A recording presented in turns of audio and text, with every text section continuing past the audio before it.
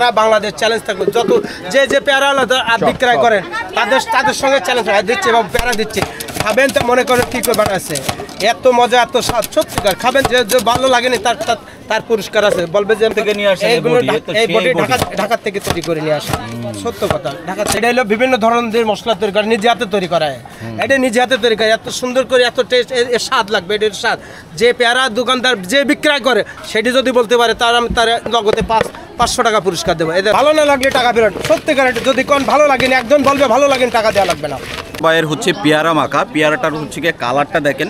অস্থির কিন্তু ইনি যে একটা পেয়ারা 30 টাকা দিয়ে কিনে মনে হচ্ছে 60 টাকা দিতুম সত্তর ভাই এখন কি মাখাচ্ছেন এই যে পেয়ারা দেশি পেয়ারা এবং হ্যাঁ পেয়ারা মাখাই দেবো এত স্বাদ এত মজা এত টেস্ট খাবে না তো মনে করবে যে খাচ্ছে কি করে বানাচ্ছে একটু খারাপ পেয়ারা মাখাই দেবো সারা বাংলাদেশ চ্যালেঞ্জ থাকলো আপনাদের একবার গালে দেবেন আর একবার ইচ্ছা করবে এত মজা এত স্বাদ কি করে হয় শোনেন মুখের কথা না মুখ দিয়ে বললাম যে ভালো লেগেছে খাবেন আর পরীক্ষা এটা পেয়ারা মাখাচ্ছি পেয়ারা বললেন এটা বটি এই বটিটি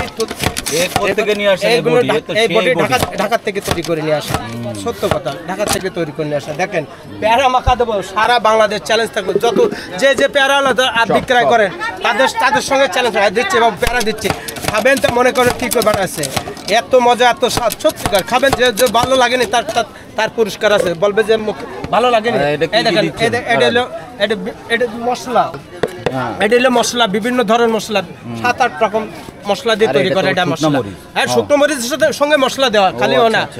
শুকনো ঝালের গুঁড়ার সঙ্গে বিভিন্ন ধরনের মশলা দিয়ে তৈরি করা এটা সিক্রেট মশলা এই মশলা কার কাছে এটা হলো বিভিন্ন ধরনের মশলা তৈরি করে নিজে হাতে তৈরি করা হয় এটা নিজে হাতে তৈরি করে এত সুন্দর করে এত টেস্ট এর স্বাদ লাগবে এটার স্বাদ যে পেয়ারা দোকানদার যে বিক্রয় করে সেটি যদি বলতে পারে আমি তার নগদে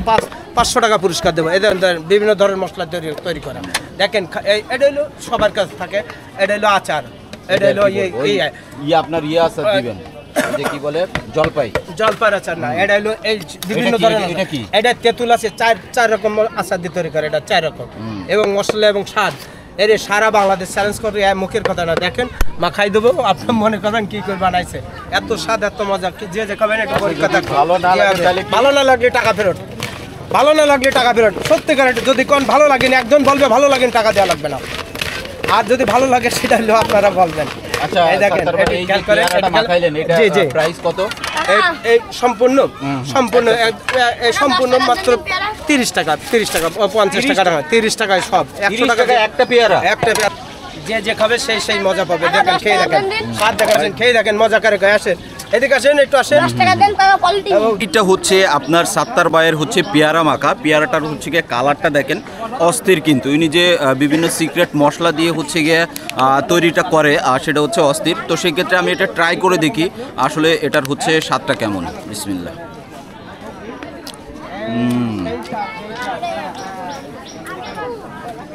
মশলার যে একটা অথেন্টিক ফ্লেভার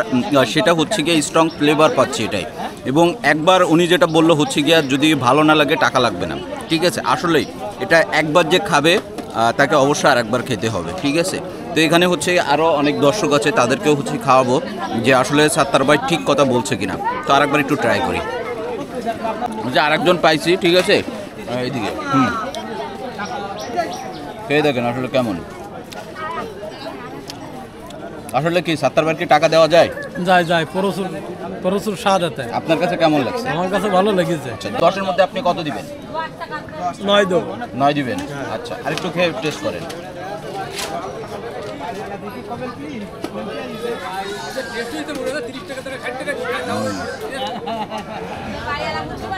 হচ্ছে গিয়ে আরেকজনকে পাইছি তো ওনাকে হচ্ছে গিয়ে খাওয়াবো যে আসলে এটা কেমন স্বাদটা লাগে যদি ভালো যদি না লাগে তাহলে কিন্তু সাত্তার ভাই টাকা দিব না যে একটা পেয়ারা 30 টাকা দিয়ে কিনে মনে হচ্ছে 60 টাকা দিতুম মনে হচ্ছে তাহলে কি সাত্তার ভাইকে টাকা দেওয়া যায় আচ্ছা 10-এর মধ্যে কত দেওয়া যায় 10-এর মধ্যে 10ই দেওয়া যায় 10-এর মধ্যে 10ই দেওয়া যায় সেটা হচ্ছে এখানে হচ্ছে 2 জনকে খাওয়াইছি তো সেক্ষেত্রে ওনারা একজন হচ্ছে 10-এর মধ্যে 10 দিছে আর আরেকজন হচ্ছে 9 দিছে তো আমার কাছে হচ্ছে ওভারঅল অনেক সুন্দর লাগছে ওনার যে মশলার যে একটা কম্বিনেশন অস্থির একটা কম্বিনেশন পাওয়া যায় কারণ কি ওনার কাছ থেকে কিন্তু আমরা সেই ছোটোবেলা থেকেই খাই আপনার আশপাশে বা আপনার হচ্ছে গিয়ে এলাকাতে কিন্তু এরকম একজন থাকে যে বেস্ট